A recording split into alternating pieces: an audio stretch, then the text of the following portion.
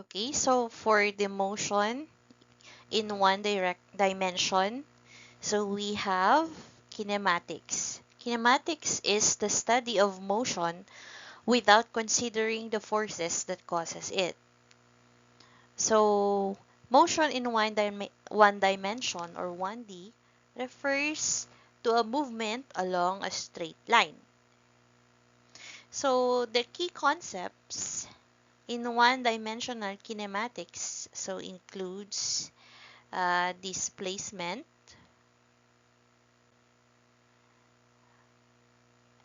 velocity, and acceleration. So displacement is the change in position of an object. So it is a vector quantity with both magnitude and direction. So the next one is velocity. This velocity is the change in displacement with respect to time. Or this is delta x over delta t, or the change in time. And then acceleration, we have the change in velocity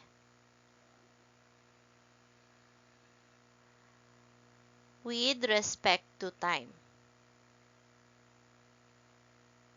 Or this is delta v over delta t. So the change in velocity over the change in time. Okay, so after considering all these elements, we can now make the equations for kinematics, or the equations for uniformly accelerated motion. So these are the formulas. So number one, we have the final velocity is equal to the initial velocity plus the acceleration multiplied by time. We also have the change in position, or the displacement, is equal to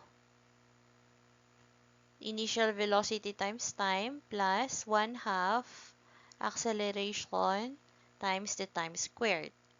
We also have the final velocity squared is equal to the initial velocity squared plus 2 times the acceleration times the displacement. Okay, we have another one, which is the change in position, or the velocity, or displacement, is equal to the final velocity plus the initial velocity over 2 multiplied by time. Okay, let's solve for this problem. So, a car is moving along a straight line, or straight road, with an initial velocity of 10 meters per second. It accelerates uniformly at 2 meters per second square for 5 seconds. So, these are the questions to be answered. Or let's find the final velocity of the car after 5 seconds, and how far did the car travel during this time. And letter C, if the car continues to move with the same final velocity, how long will it take to cover an additional of 150 meters? So for question number 1, first let's list the given. for us to solve the problem properly.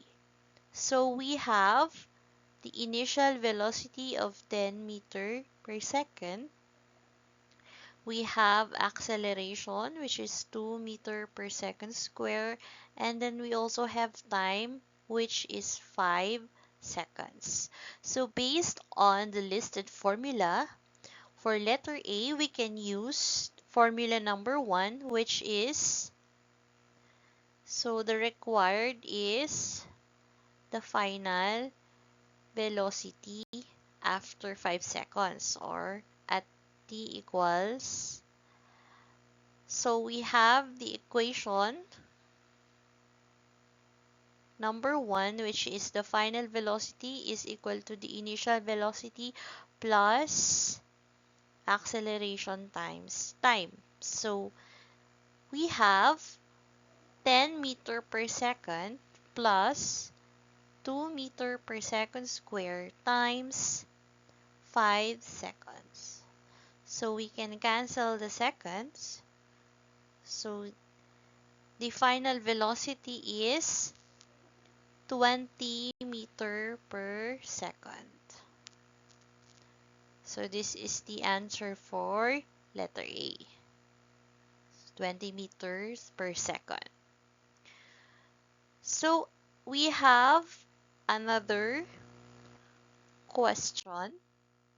So how far did the car travel during this time? So let's list the given and what we have solved so far. So the initial velocity is 10 meter per second. The acceleration is 2 meter per second square. The time is 5 seconds. And then the final velocity is 20 meter per seconds.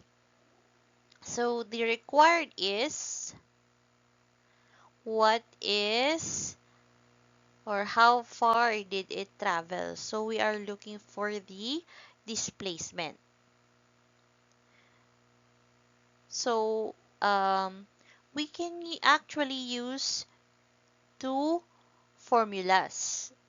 So let's use the formula without the final velocity, just in case we have encountered an error in the calculations in letter A. Our answer in letter B is still correct, provided that we did not involve the computed final velocity in letter A. So for equation number 2, delta x is VOT plus 1/2 AT square. So solving this one, we have 10 times 5 plus 1/2, 2 times 5 square. So we have 50 plus, we can cancel this one. So 5 square is 25. So the change in position is 75 meters. Alternatively, we can also use another equation, which is equation number 3. So this is equation 2. So we can also use equation 3. So equation 3 is VF square equals VO square plus 2A delta X. So delta X should be VF square minus VO square over 2A. So delta X is 20 square minus 10 square over 2 times 2. So delta X is equal to, So 20 square is, so 400 minus 100 over 4. This is 300 divided by 4. So delta x is equal to 75 meters. So the formulas for uniformly accelerated motion are interconnected with each other. So if you're solving, you can alternatively use other formulas for checking.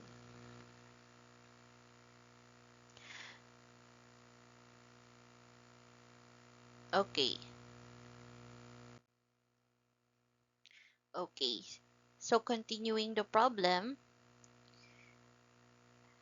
if the car continues to move with the same final velocity, how long will it take to cover an additional of 150 meters? So in this one, continues to move with the same velocity. It means that the initial velocity is equal to the final velocity, which is equal to 20 meter per second. So if the velocity is constant, it means the acceleration is 0. And then we have the additional given for letter C, which is 150 meters. So looking back at the equations, so only equation 4 is the one without the acceleration.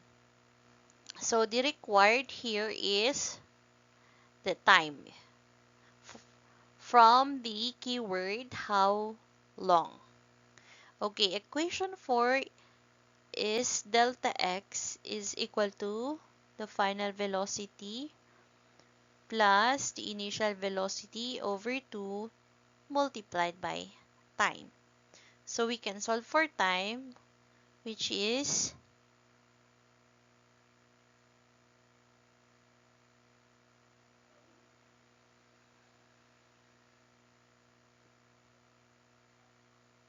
delta x over Vf plus Vo over 2. This is equal to 150 meters over 20 plus 20 over 2. So this is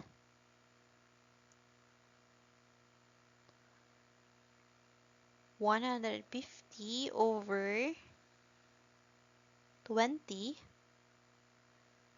We have the time is 7.5 seconds. Okay.